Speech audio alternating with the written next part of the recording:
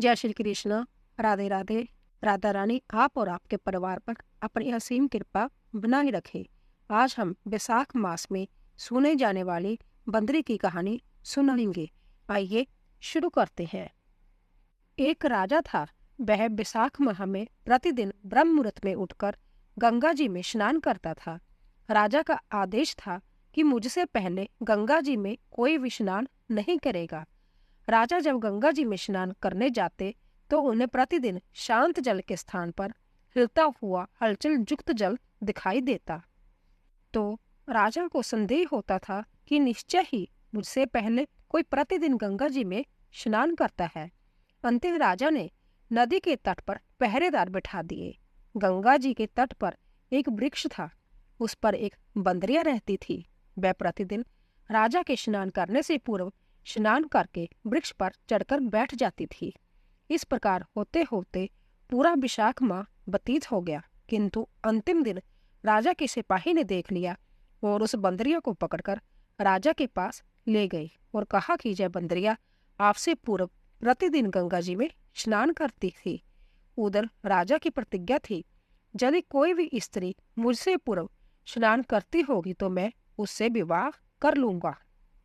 इसीलिए राजा को बंदरी के साथ विवाह करना ही पड़ा। विशाख स्नान के पुण्य से बंदरी की गर्भ ठहर गया।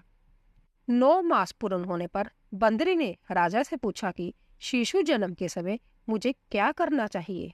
तब राजा ने महल में एक घंटी लगवा दी और बंदरी से कहा कि जब तुम्हें दर्द हो तो उसे बजा देना, मैं संपूर्ण प्रबंध कर दूंगा। राजा की अन्य रानियां भी थी, उनकी कोई संतान नहीं थी। बंदरी को गर्व है। जय समाचार जानकर अन्य रानियां मन ही मन बांदरी से आश्रय करने लगी और भावी संतान का नाश करने हेतु विभिन्न योजनाएं बनाने लगी। घंटी लगी देखकर एक रानी ने बंदरी से इसका कारण पूछा। बंदरी ने संपूर्ण वृत्तांत बता दिया।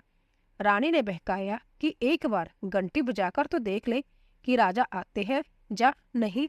बंदरी ने घंटी बजाई तो राजा दौड़े दौड़े महल में आए और घंटी बजाने का कारण पूछा। इस पर बंदरी ने उत्तर दिया कि मैंने तो रानियों के कहने पर घंटी बजाई थी। तब रानियों ने राजा से कहा कि जय तो पशु और न जाने कितनी बार घंटी बजाएगी। इस प्रकार कहकर उन्होंने घंटी को हटवा दिया। कुछ दिनों बाद बंदरी के शिशु जन्म का समय आया तो उसने अन्य रानियों से पूछा कि मैं क्या करूं। तब रानी ने कहा कि तुम आंखों पर पट्टी बांधकर सो जाओ। बंदरी के विशाख माह के स्नान के पुण्य प्रताप के रूप में एक सुंदर पुत्र हुआ। शिशु के जन्म होते ही उसके रोने से पूर्व ही रानी ने उसे एक टोकरी में रखकर दासी को दे दिया और आदेश दिया कि इसे नदी में बहाकर आओ, और उस शिशु के स्थान पर एक पत्थर रख दिया। राजा को भी कहलवा दिया कि बंदरी ने एक पत्थर को जन्म दिया है। राजा ने सुना तो उन्होंने भी संतोष कर लिया कि जब दूसरी रानियों के संतान नहीं है तो जय तो बंदरी है, इसके क्या संतान होगी। उधर दासी ने उस सुंदर शिशु को नदी में ना बहाकर कुम्हार के खदड़ में रख दिया। दूसरे दिन कुम्हार कुम्हारिन खदड़ में आए तो वहां एक सुंदर शिशु को रोते हुए देखा। कुम्हार कुम्हारिन भी निसंतान थे। उन्होंने उस शिशु को अपने लिए भेजेगी भगवान की भेंट माना और बड़े प्रेम से शिशु का पालन पोषण करने लगे।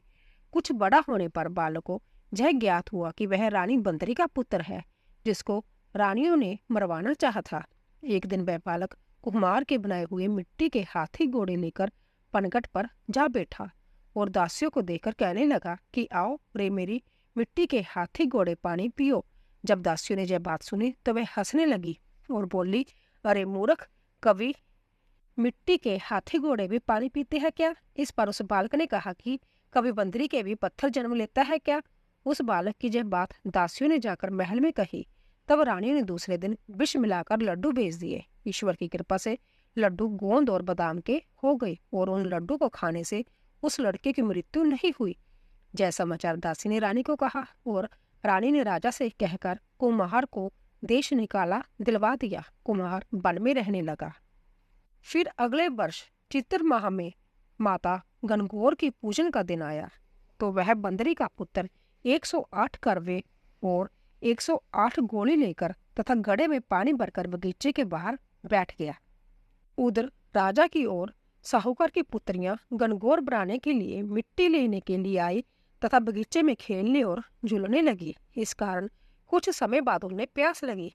तब उन्होंने उस बंदरी के पुत्र से जल पिलाने के लिए कहा, तो उस बालक ने उत्तर दिया कि मेरे पास एक गोली है, उसे खाते जाओ और मेरी चारों ओर फेरे लगाती जाओ, तब मैं तुम्हें जल पिलाऊंगा। इस पर पहले तो कन्याओं ने मना किया, किंतु प्यास लगी होने के कारण मान गई। इस प्रकार गोली खाने और उस युवक के साथ फेरे लेने से वह गर्भवती हो गई। बाद में जब उनके माता पिता को जिज्ञात हुआ तो वह सभी कुमार के पास आए और संपूर्ण बात सुनाई तथा कहा कि तेरे पुत्र ने हमारी कन्याओं से विवाह किया है, अब तुम्हें इन्हें अपने पास रखना होगा। तब कुम्हार ने निर्धन होने के कारण असमर्थता व्यक्त की। दो कन्याओं के माता पिता ने बहुत सारा धन देकर अपनी कन्याओं को कुम्हार के घर विदा किया और कुम्हार के घर 108 बहुएं आ गई और कालांतर के उनके 108 ही पोते हो गए। कुमार ने समस्त नगरी को भोजन हेतु निमंत्रण दिया और राजा को भी बुलावा दिया। राजा की जहां से रानी बंदरी के अतिरिक्त सब भोजन हेतु पधारे। तब राजकुमार राजा की आज्ञा लेकर बंदरी को लेने रथ पालकी लेकर गया और लाकर सभा में सबसे ऊंचे स्वर्ण आसन पर बिठाया। राजकुमार ने अपनी सभी पत्नियों को समझा दिया था कि बंदरी मुझे जन्म देने वाली माता है। एक एक बहू रानी बंदरी के चरण स्पर्श करती गई और एक एक सोने का सिक्का और पोते को गोद में देती गई। जब राजा और अन्य रानियों ने जैसा देखा तो कुम्हार के पुत्र से इसका कारण पूछा। रानियों को तो संदेह होने लगा था कि यह अवश्य ही बंदरी का पुत्र है। इसीलिए रानी और रूठ कर राजा को कहने लगी कि कुम्हार के पुत्र ने हमारा अपमान किया है और बंदरी का सम्मान किया है, अंते हमें लौट कर जा रही हैं। इधर राजा को पुत्र के जन्म का संपूर्ण रहस्य ज्ञात हो गया था।